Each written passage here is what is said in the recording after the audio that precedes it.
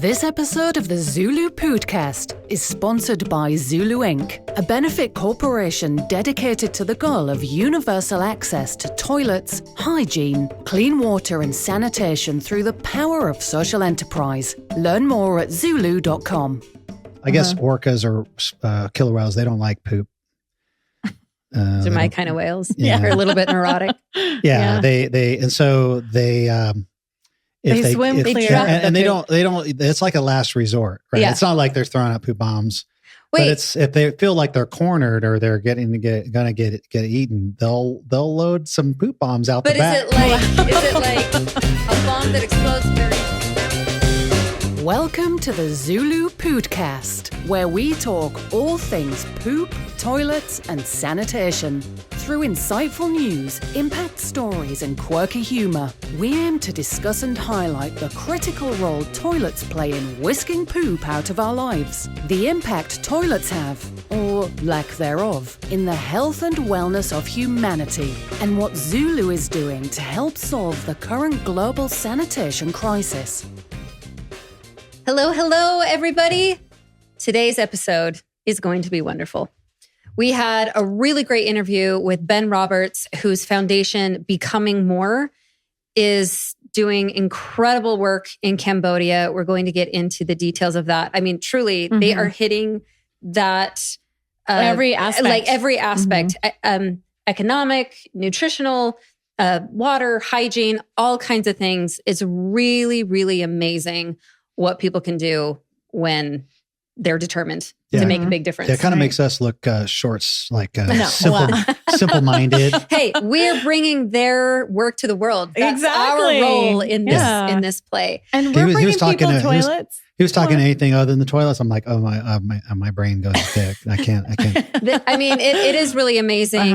The breadth of their work is immense. Yeah, the schools. I mean, the whole the schools. That's right, educational. Mm-hmm. Yeah, they're doing like a holistic approach, which is awesome. That's great. Yeah, we're excited and sustainable. That's the whole. Yeah. Right. Yeah, it was very cool. You're going to learn about fat cows versus skinny cows, which was really interesting to talk about. But before we jump into the gestational length of time for a skinny cow, we're going to hear some who news. Yeah. Yeah, we're going to talk about not skinny cows. We're going to talk about fat whales. Okay. Okay. Sperm whales. Okay. You know, they're pretty big guys, big gals. I mean, anyway, it's an interesting article talking about how sometimes orca whales, killer whales, like will attack sperm whales for dinner, you know, and and so they've observed in nature, scientists, marine biologists they've shown, and they've got it on video where. Sperm whales, they'll travel, especially smaller ones. I mean, big ones, they probably don't care. They're big, they can defend themselves with their whale weapons, or their tail or whatever. But in these smaller sperm whales, they'll swim in packs to kind of stay safe, right? But they have a new technique where they use poop bombs. Okay, I was going to say, how's this tying in here? To defend themselves. And again, I guess orcas are killer whales. They don't like poop. Those are my kind of whales. Yeah. They're a little bit neurotic. Yeah. They swim clear. And they don't, it's like a last resort, right? Yeah. It's not like they're throwing out poop bombs. But it's, if they feel like they're cornered or they're gonna get eaten, they'll load some poop bombs out the back. But is it like a bomb that explodes so they're surrounded in a cloud, or is it like is it like just the smell? Yeah, or is it more torpedoed? Torpedoed. Or I don't know. Answer these questions. Smell.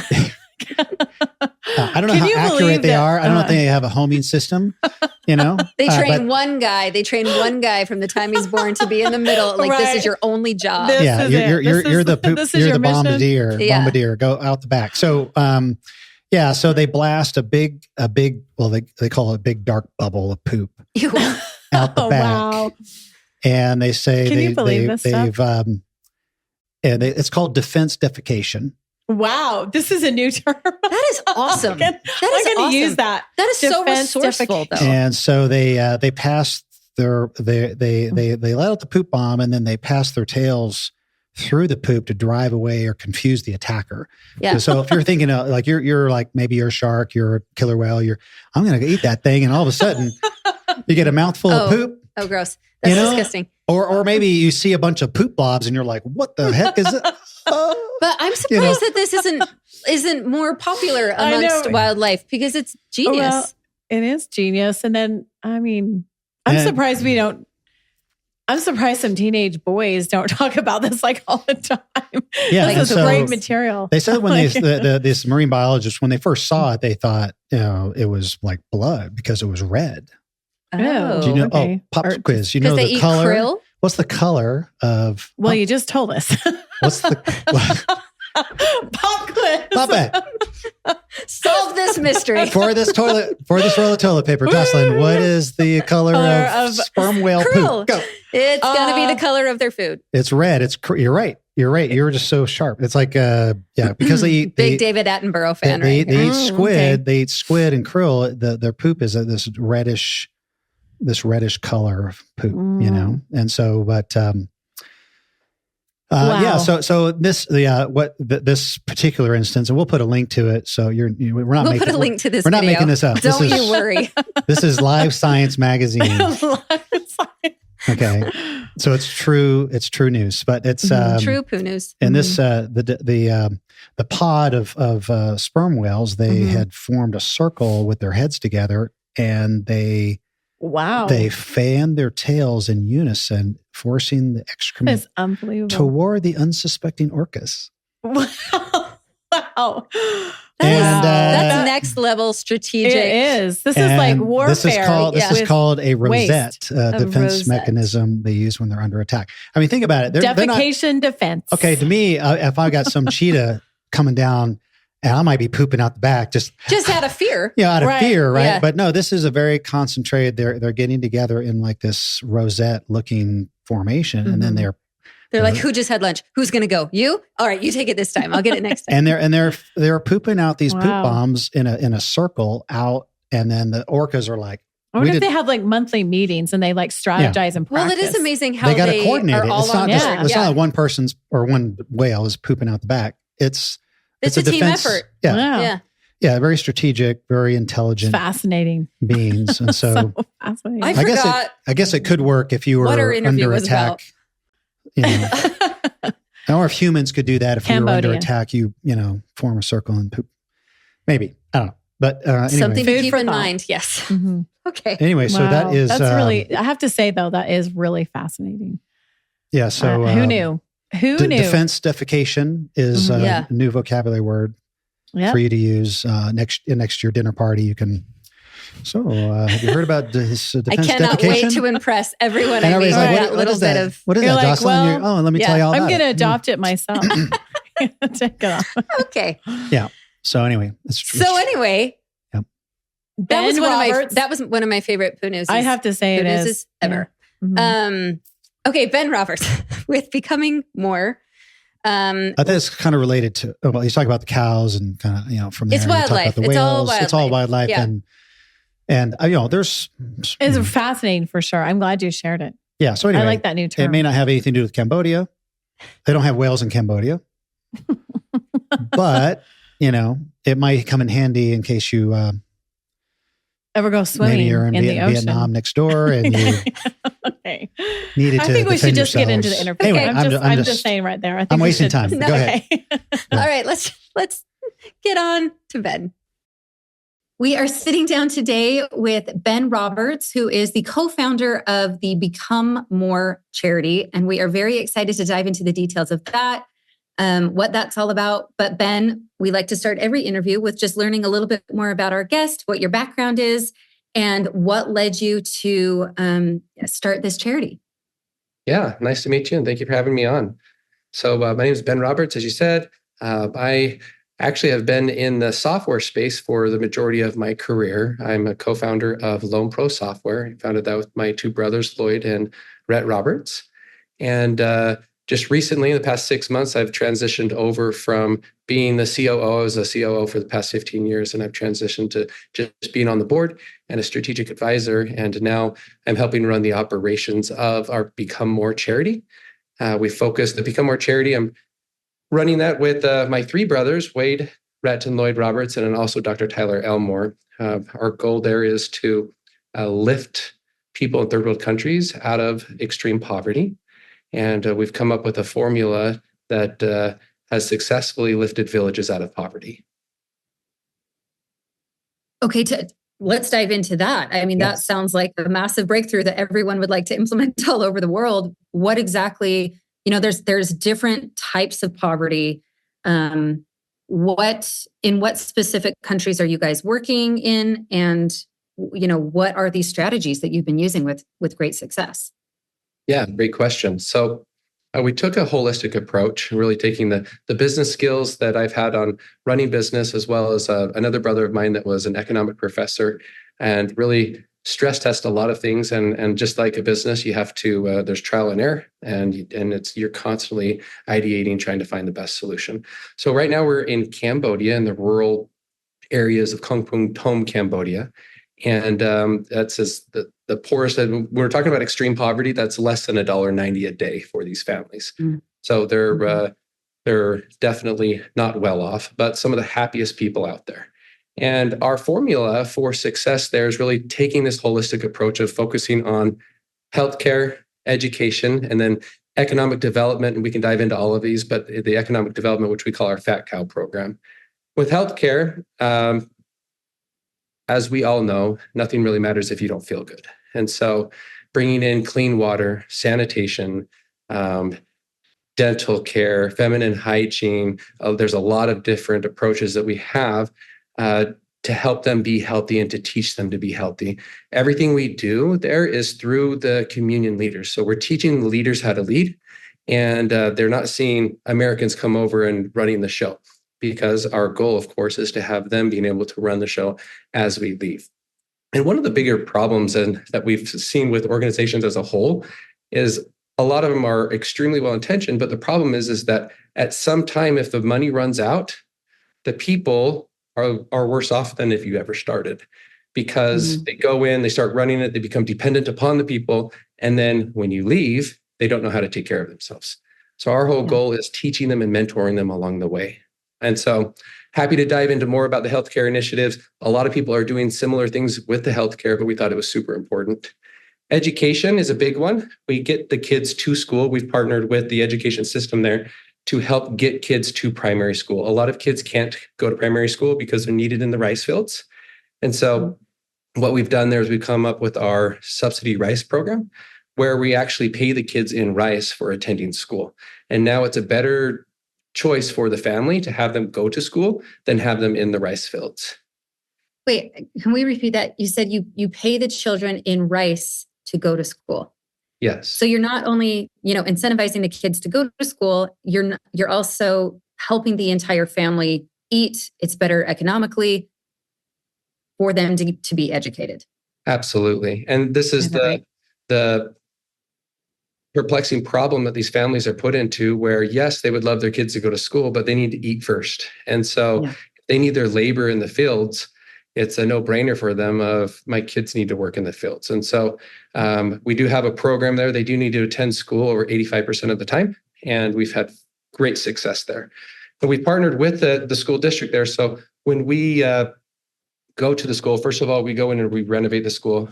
We paint it, clean it up. We bring in fresh water to the school for multiple reasons. Having someone take care of the wells and watching over them, and also having the wells at the actual school helps the parents want to bring their kids to school because they need water anyways for the day. And so it becomes kind of the hub of the village.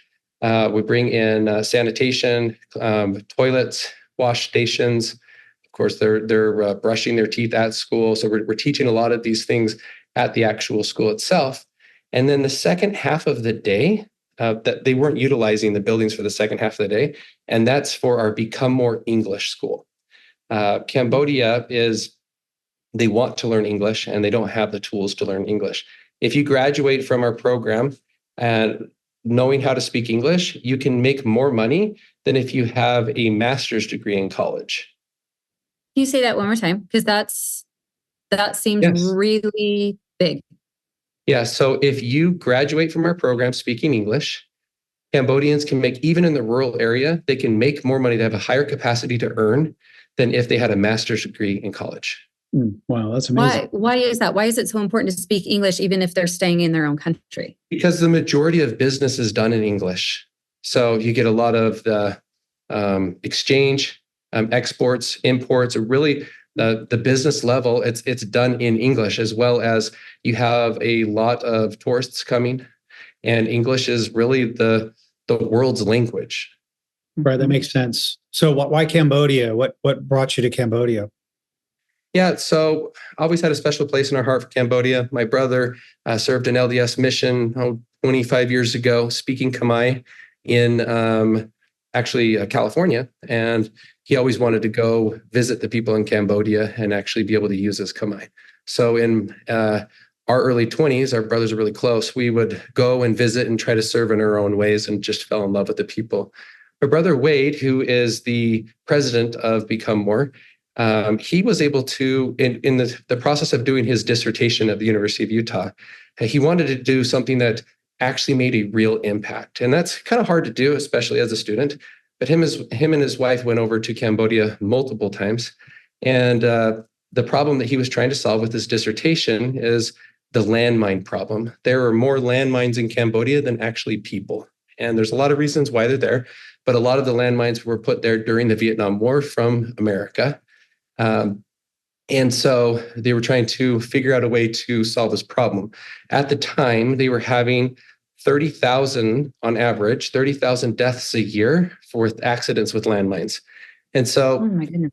It was trying to solve this problem. Of course, it takes money to solve this problem, and dealing with the organizations. They didn't really allocate a lot of resources to solve this problem. In fact, they used the economic approach of the foregone earnings approach of what's your capacity to earn, and then that's your value, and then we'll give you money off of that value.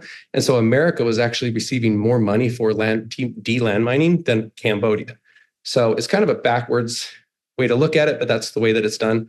And so when he was over in Cambodia, he realized that through observation that the majority of these deaths weren't actually accidents, they were incidents, meaning someone wasn't just walking around in a field and got blown up by a landmine. They were actually going to these landmines, on finding them on purpose, because if they dismantled them, they could go sell them at the Thai border and have enough money to live for a few months. And so he realized that all of these signs that they were using at the time and paying money to warn them about landmines didn't really do anything for them, because culturally they were hungry, and that was a good source of money for them. So through a lot of work and working with a lot of different individuals, he was able to convince the right people to run a pilot test in Cambodia, in one of the provinces that would have changed the incentive in essence, where if someone spotted a landmine, they would have the ability to call a number, and they would go down and pay them just as much money as if they were to dismantle it and sell it at the Thai border. And so that was so successful that they were able to, within a matter of a few months, change this whole policy for the whole country. And from there on, so they were at 30,000 deaths a year, and they're at less than 100 deaths a year for the past 20 years. So one of the reasons why I bring that up is my brother Wade is known as a difference maker in Cambodia. And it's easier for us to get things done because we have the trust of the leadership there. And so even when we want to, for instance, we changed the curriculum in their school system to teach about financial literacy. It's just something they don't talk about. And we were able to have that done within a month. And can you imagine getting that done in America, changing curriculum? It would be a lot harder. I was going to say, I don't think they certainly weren't teaching that when I was in high school, and I could have used it. Absolutely. That'd be nice. Well, that's amazing. So your schools, it's kind of like you said, a holistic approach where you're putting the school in, you're teaching the English, you're helping them with obviously bringing them basic sanitation, water, wash needs. You're meeting those needs. What is your curious. Obviously ZuLoo is all focused about toilets and sanitation. What is your, is it a flush culture? Is it a, it is. Is it a dry latrines, or what? How do those operate? Yeah, they are a flush culture. We've looked at, and we'd love to pick your guys' brains too, as we develop and are able to move them from extreme poverty to poverty and actually have some toilets in their physical homes, because right now it's just the plumbing and everything would be really, really challenging.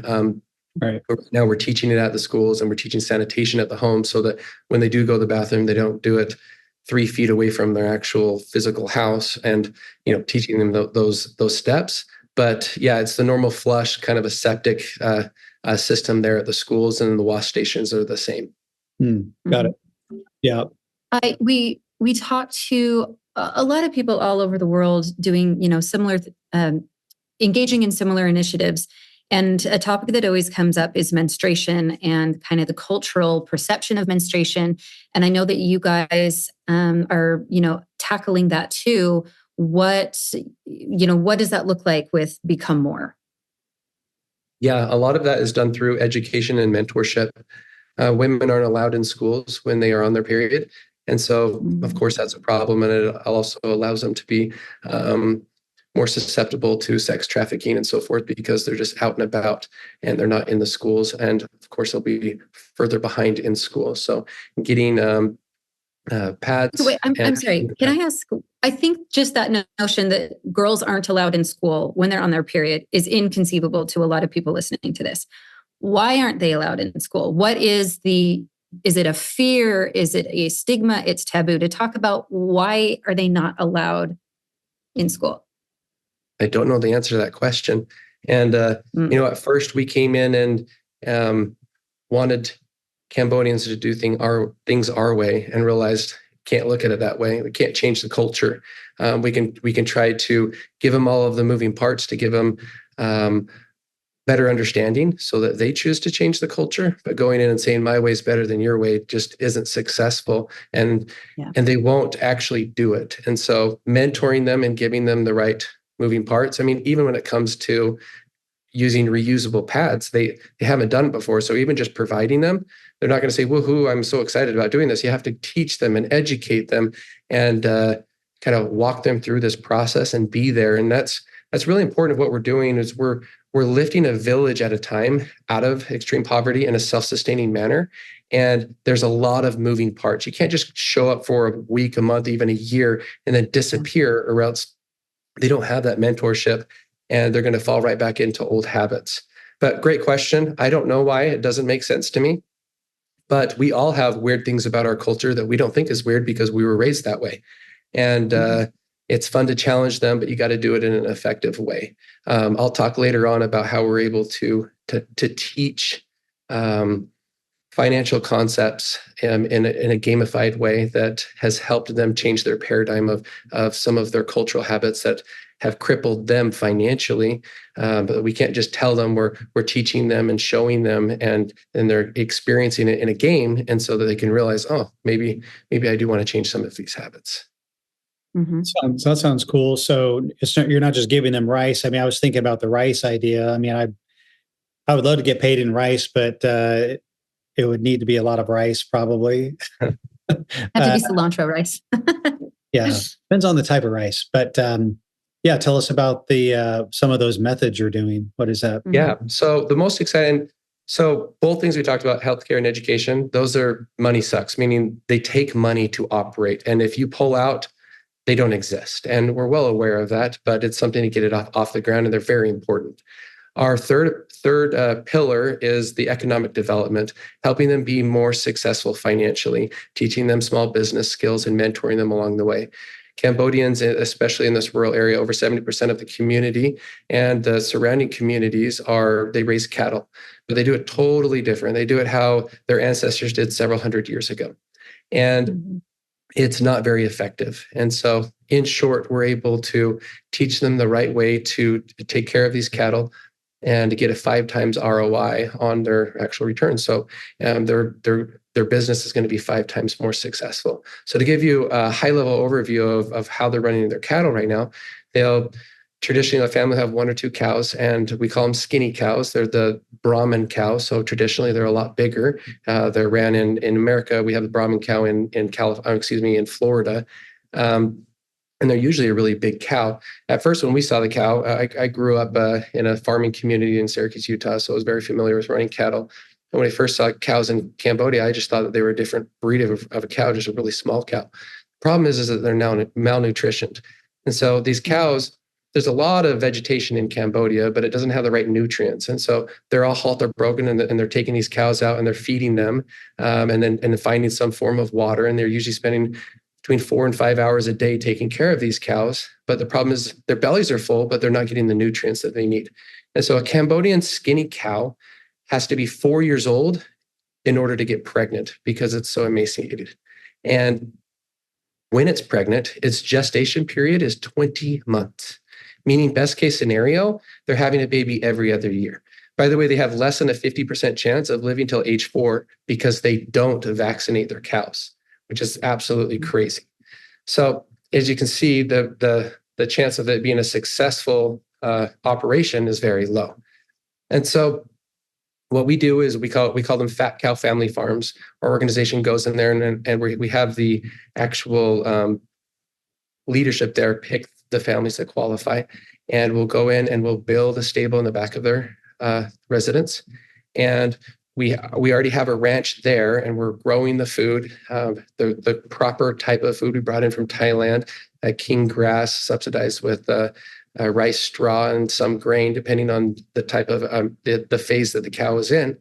And we're giving it the proper nutrients. We're also vaccinating the cow. And then we have mentors at our ranch that are going through and taking care of these fat cow family farms and making sure that they're doing the proper steps and teaching them and guiding them. We can take an existing 2-year heifer that is a skinny cow and in 7 months convert it to a fat cow, meaning it will double in weight. And now this fat cow can have a baby, or it's pregnant for 9.5 months. So in essence, it can have a baby every year, and the baby's about twice its size. And so, so that enables them to grow their herd, right? So they have absolutely. And have twice the amount of profit, right? When you're, cows are sold off of weight. And so, and a lot of their weight is actually bones. So you're able to get a lot more meat and sell it for a higher price. And we're, of course, helping them along the way with, they're not just selling their cow to their neighbor. We're finding buyers in the big cities and brokering it and helping with these business skills so that they can get a higher yield. Now, what's really cool about this program, and this is important, is when you roll something out, you can't just do it through our Western eyes. The majority of Cambodians, plus 90% or 90+%, are Buddhist. And so going in and giving them something, a lot of them won't receive it. And we found this with wells, for instance. We've seen other organizations go in and they provide wells for the city or the village, and the villagers won't use it because they believe in karma, and they don't want someone to give them something without them giving something back. And so they believe that they'll be in a lesser state of life if they take advantage of that. And so we came up with our Karma Calf program, where the first cow from the cow that we converted of theirs, the first calf comes back to the community. The boys are raised and sold for beef, and the girls are raised and then given to the next family that qualifies for a fat cow family farm. The money that's used to sell goes to pay for continued education and healthcare. In conjunction with that, they have the stewardship to take care of another fat cow that we give them, and every baby that comes from that fat cow goes back to the community. And so, as you can see, this grows and grows, and it depends on how fast you roll it out, but from 3 to 5 years, the village is self-sustaining, meaning they have enough money coming in from these cows to pay for their own healthcare and education initiatives. Wow, it's amazing. It's brilliant. I'm constantly amazed at people who, I think many people would look at a situation and like this and say, I don't know these people. I don't know the culture. I don't know, the religious norms. I don't understand, what resources are available, and say it's too big. Let's focus on something that is more understandable, something I get, something I can more easily relate to. So I think it's really admirable that you guys aren't letting any of that stop you. I'm also curious. I mean, going from loan software to sanitation and hygiene, cattle reproduction, menstrual health, education, economics, rice production. I mean, that's a big undertaking. Who are you relying on to kind of inform you on these practices and, to keep you culturally aware? I imagine you rely on those community leaders quite a bit. How are you making those connections and like fostering those relationships? Because they seem vital to this program. Absolutely. My brother Wade's really good at that. He has the hearts of the people. He speaks Khmer better than most Cambodians. Taking a few steps back, you asked why Cambodia. I have a lot of reasons why, but to give all of the listeners a high-level overview of Cambodia as a whole, Cambodia is in Southeast Asia, next to Thailand and Vietnam. Cambodia had a genocide in 1979 from Pol Pot. They killed 25% of their people.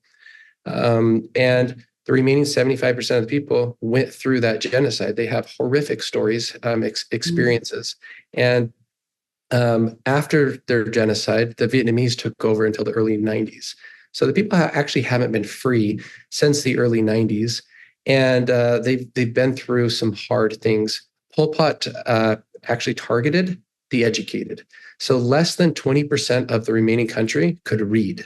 So they're very disadvantaged people, hardworking, loving, happy people. But when we would go over and take our families, I've had my family visit there for the past 20 years. I had kind of had a desire to have my kids see the world through a different paradigm. Most kids are stuck in junior high or high school or even elementary and things that just don't matter. Their headspace is just in a total non-productive space, and getting them out there and having them live with the kids on dirt floors for a summer and being responsible to identify a problem and implement a solution. And even at a young age, we found that was very rewarding as a family. And that's the other side of our organization. So everything I've been talking about right now is to increase prosperity for the Cambodian people and third world countries. We also want to increase fulfillment for the American people. So last year, we took a little over 200 Americans over to Cambodia and had them see our operation and go through this experience and seeing the people, falling in love with the people and coming back and wanting to become more.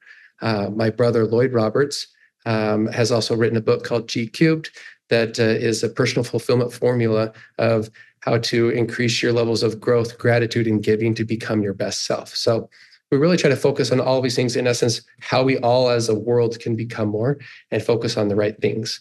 To answer your question of how do we dive into all these moving parts, I think that that's something that we've gotten really good at in running business. So like I said before, grew up in a small farming community in Syracuse, Utah. And how did we get from that to a unicorn software company? It was through iteration and working really hard and relying on the right people, finding the right people that were experts and trusting them and helping them become successful and learning from our mistakes. We've had lots of failures along the way and not letting them discourage you and just continue to work. Our goal in Cambodia is to solve the actual problem. It's not to just check a box to say, I feel good because I gave a village of water. I actually don't care if they use the water 6 months from now, because most villages don't use the water 6 months later. You have a small part that goes out on the filter, or they put it in the back of the school instead of the front of the school, so water's too heavy to carry. There's a lot of moving parts. Our goal is to actually make this real difference and help these people become their best self. Yeah, that's super great as far as your holistic approach. And as far as the water goes, we work a lot in India and we see the same issues. Do you find is open defecation still a problem there? I mean, you mentioned most of like the people you work with. There's a toilet at the school, but not at home. Is that a problem you see? Absolutely. Sanitation as a whole is a big problem, and they're so simple that they still believe if they can't see it, it's not there. Mm-hmm. And so even when we would come up with our clean drinking, and in one of the villages that we brought in new water, we have a filter, and we have a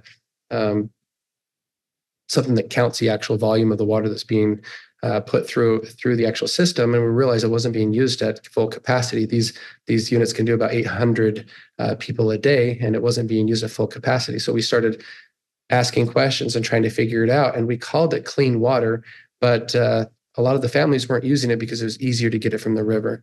And they would say, well, why are you not using this? And they would say, well, this water's clean too. I can't see anything bad in it. And so when we changed our marketing to calling it safety water, this water won't give you diarrhea.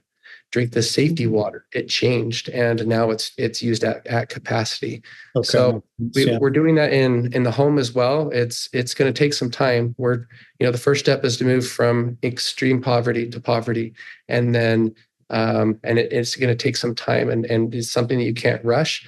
But our goal is to have this holistic approach and have the village help themselves.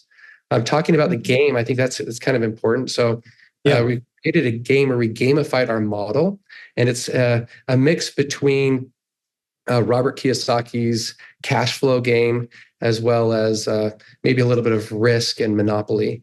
And what it is it allows them to see 7 years into the future off of statistics. And they go through life of raising cows the skinny cow way and raising cows the fat cow way, and how much money comes in. And then there's a few other variables of paying for school or higher education. And then there's two components that we added in there that really crush families financially. And that is if a family has a death or a wedding. Right now, they go in debt almost 2 years worth of income if there's a wedding or if someone dies. And it's not even like a direct family member. It could be your neighbor as well. And wow. The majority of that money is spent on alcohol. And so when we explain to them concepts of, hey, I live in America and I spent less on my wedding than you did, it just blows their mind. But they start playing these games, and they play it the skinny cow way, and they see that they're usually not very successful. And then they play it the fat cow way, and in the fat cow way, you can actually choose. Oh, you roll the die, and the probability of having a wedding. Boom, you had a wedding. Okay, well now you can choose. How much do you want to spend on the wedding? And it's just like a light bulb goes off in their head of, wait a second, I can actually choose. Well, I'm not going to spend as much money on booze here. I'm going to spend a little bit less money. And at the end of the 7 years, they say, wow, I'm so much more successful off. And so they play these games thousands of times. We played in the elementary, the junior high, the universities, and then they're bringing these games home to their parents and playing with them as well. That's awesome.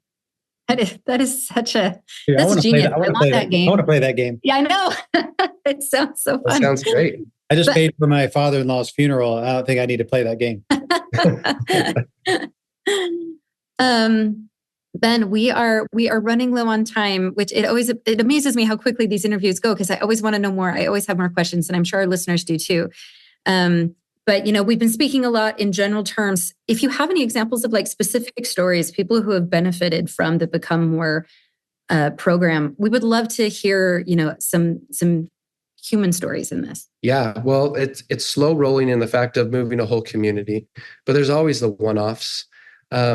And stuff that just touches your hearts, and going in and knowing these kids. And we've got thousands of kids in our schools now, and seeing their personal stories and hardships. And we noticed one kid that wasn't going to school, and we tried the rice subsidy program, and they got to qualify for the rice subsidy program. So we assessed with their family and how much they're bringing in and so forth. And he actually had what we believe to be rickets, which is just a vitamin D, and he just needs more vitamin D. And he had bowed legs, and his mom had to carry him. His mom couldn't work because she had to carry him the whole time. And we were able to, with less than $100, to get him the help that he needed. And within a year, he's at school. We've got pictures of him playing Red Rover with his friends, running. His whole demeanor changed, and it was for so little of money. And the beautiful part here is it's not just us coming in and identified it and paying $100 to get it done. It's building a community to allow parents to not be in that situation, to see the pain in their parents' eyes, to say, I don't have $100 to fix this problem, and so I have to watch my kids suffer. Yeah, just the relatability of being a parent and not being able to help your children. You've got 5 of your own kids. That would be extremely difficult to witness. Absolutely. And we've seen hundreds of scenarios there that just break your heart. And what's exciting is not just coming in and playing the hero to fix the one-offs, but try to help the community as a whole fix themselves. Now, something else that I didn't bring up is when you go to these villages, you see literally hundreds of people with our Become More shirts, because that's what they wear at school as their uniforms. And if you go up and you ask them who's Become More, they don't say some white guys from America. They say, I'm Become More. They believe it's them. We have a whole team of native Cambodians that work full time for us, not only at the ranch, but throughout the whole community. And we've gotten the community leaders involved and working full time so that they can lead their people. And as we move on to the next villages, they're able to do it on their own. Mm-hmm. It's cool. Super cool. It's really amazing. This idea of the holistic approach, tackling healthcare, education, and economics. It's extremely admirable. It's really inspirational. If our listeners want to get involved, if they want to join you in Cambodia, is there a way for them to do that? How can people, help Absolutely. you guys? Yes, they can go to our website, becomemorecharity.org. We are, of course, looking for donations. A Fat Cow Family Farm is $10,000. And as you can see, that's the gift that keeps on giving. Giving a Fat Cow Family Farm that's going to save hundreds of future families' lives, because of it just keeps on giving and grows in perpetuity. As well as if you're interested in going to Cambodia, we have several hundred people that are going this year, and we've even got things scheduled for next year. And you can just reach out to us at becomemorecharity.org. That's wonderful. Awesome. Well, Ben, thank you so much for your time, for educating us on what you guys are doing. I think my girls and I need to sign up to come to Cambodia one of these years. I'm going to let them grow up a little bit more. But it's really inspirational, and our hat goes off to you. Thank you.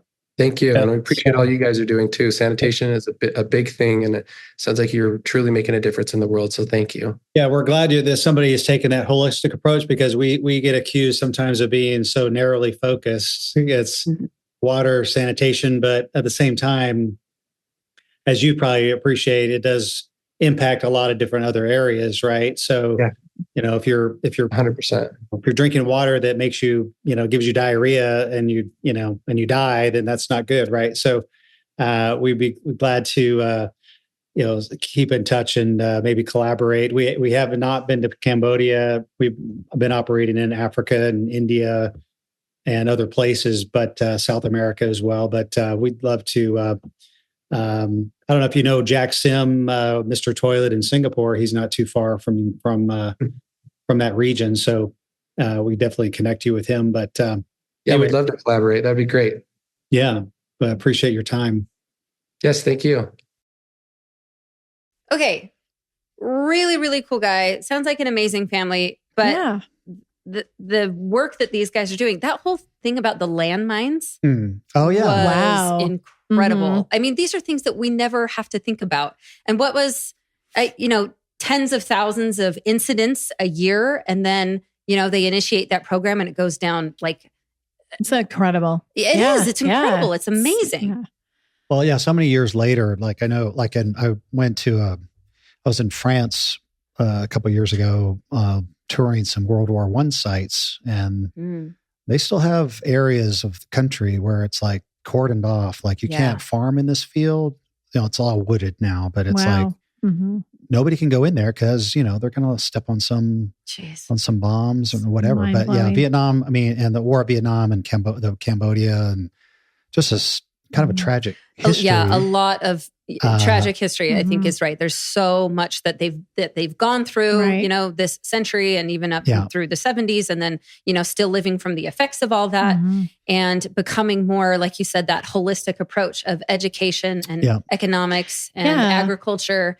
And I love the whole thing of sustainability and teaching them to be self-sufficient, and then the work that his wife is doing for women. Yeah, with the menstruation and everything. It's just amazing. Really inspiring. So inspiring, yeah. Well, and I loved that you can go. Yeah. Like you can go help out. You can be a part of it. I think, we asked him how people can get involved. I'm sure we're going to put a link somewhere. To that. Because that does sound like an incredible opportunity to be a part of something that is taking that holistic approach. There's probably something for everyone to help out with. Right. Yeah. Great opportunity for bringing your kids or your family. I think that's what he's made his family. It's like a family thing, right? Where they do it. And we've actually we're doing we were talking about earlier, the Peru project is back on. Last year we had to, because of the political instability, we had to defer that project, but it's back on. We have plans to go back to Peru. And so in fact, we were talking to one of our key donors in ZuLoo, and they were talking about, maybe we could go to Peru and bring some family members along. And anyway, so a similar kind of thing is there'll be opportunities like that for ZuLoo as well. So stay tuned. Yes. Check out the website. If you want to have an incredible life-changing experience with your family, that sounds like, or even just to send a couple of your teenagers off, or send a couple of your teenagers away. That's right. Yeah. Go realize how blessed you are, and think outside your world a little your bit. Teenagers might use defense defecation on you. That's true.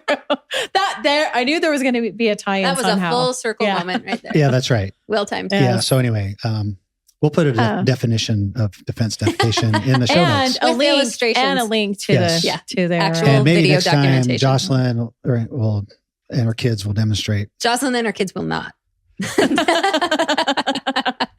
What other animal could pull that off? Well, don't chimps do it? I mean, they don't shoot it, but they fling it. Maybe throw it. Yeah, that is a good option. Yeah, we could go off on a long tangent about that. About animals and poop. We'll save that for next time. I think Trevor's done that before.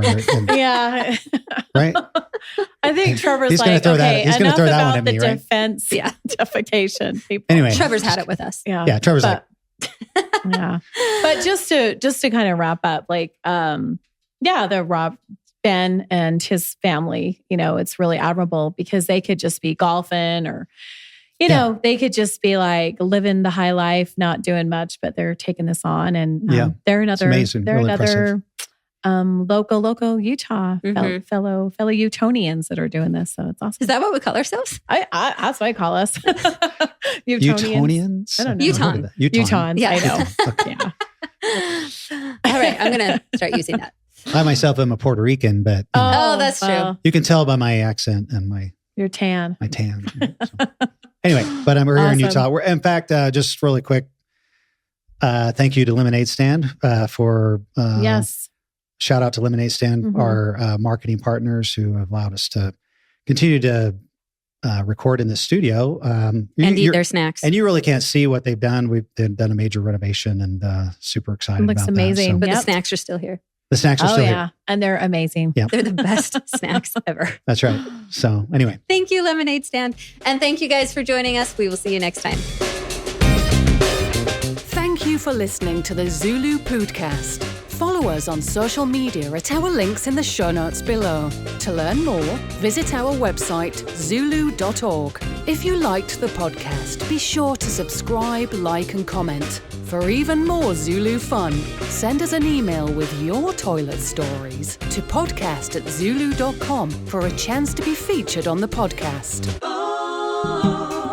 This episode of the ZuLoo Poodcast is sponsored by ZuLoo Inc., a benefit corporation dedicated to the goal of universal access to toilets, hygiene, clean water and sanitation through the power of social enterprise. Learn more at zuloo.com.